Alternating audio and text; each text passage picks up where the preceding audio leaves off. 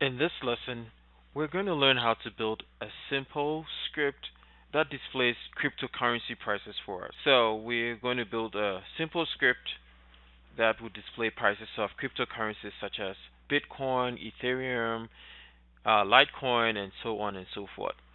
Now, there is an API from coinmarketcap.com that provides this information. Now, when you go to https api.coinmarketcap.com /v1/ticker, you see that this provides JSON information of all cryptocurrencies such as BTC, Ethereum, XRP, Bitcoin Cash, Tether, and so on and so forth, Litecoin, and all of those.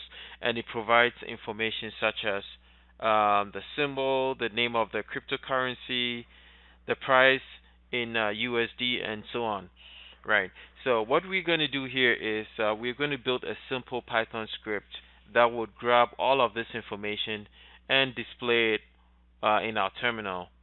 Now, so that we don't even have to open our browser anymore to check this. You just have to run the script, and it displays all of this information for us. All right. So let's get coding. So open up PyCharm, and we would need to install two packages in order to get this project done. Now, to install a package, you just go to File, go over to Settings, and under Project Interpreter, you're going to click on this plus sign, and the two packages we need, one is requests, right? And once you choose request, you click on install package. All right, and the other package we need is called Pretty Table, and the package name is ptable. And you click on install package to have it installed. Once both of those are installed, you can close the window, and also on this other window, click on OK. Now, so we're simply going to request the information using Python and then print it to our console. So we'll start by typing import requests, and we can actually just make a sample request to that URL we looked at earlier. So we could say R, we just create a variable, say R equals requests dot get. Now this is an HTTP request to that URL, and it's going to be a GET request to fetch information. So it's going to be request.get, and then we can get our URL, just copy that, go back to PyCharm, and paste that in there. And once we get that information, we want to just print out the information, so we can print out r.json, which is a method that's included with the request module. So we can do print here, and then let's go ahead and run this.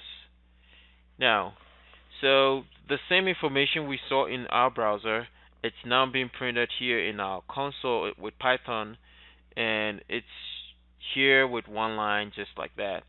Okay. Now, when it comes to working with JSON, it's easier to look at the data in your browser just as we did earlier, and then you can figure out what you want to print out of it. So taking a look at this data, you can see right here that it's a list starting out, and it has ID, name, symbol, rank, price, USD, and so on.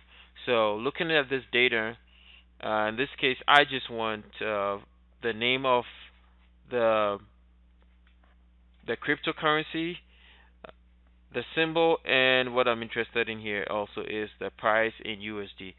So back to PyCharm. So we see ID here. It shows the ID as Bitcoin, name is Bitcoin, symbol BTC. So then we can actually do this. We can make this a variable. So make this data. We could just name that data equals r.json. All right. And since this is a list, we'll have to loop through it. So we could do maybe for maybe crypto in data print, say crypto, and we want the name of the cryptocurrency, and crypto we want also the symbol, and also we want crypto, and then we want also the price underscore USD. So with this we can run this again, and in our console right here you can see all of it is printed. So we have Bitcoin, BTC, then the price in USD.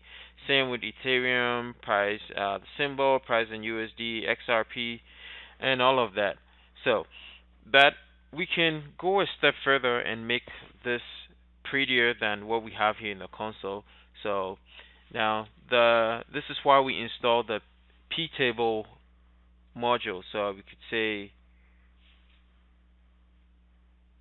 from pretty table import pretty table, and then we are going to declare variable, say x equals pretty table.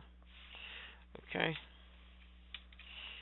and then we want to add headers for our table that we are going to create. So we could say, and that'll be x dot field names, and that's a variable, and we're going to assign this to the a list of headers we want. So we want the crypto name, and we want the symbol, and also we want the price in USD. So now that that's done, we can also then, instead of this being a print, change this to x.add row. Alright, and this is going to be a list in here. Alright, so now that we've added each and every one of those as a row, we can then print out X. So now let's run this.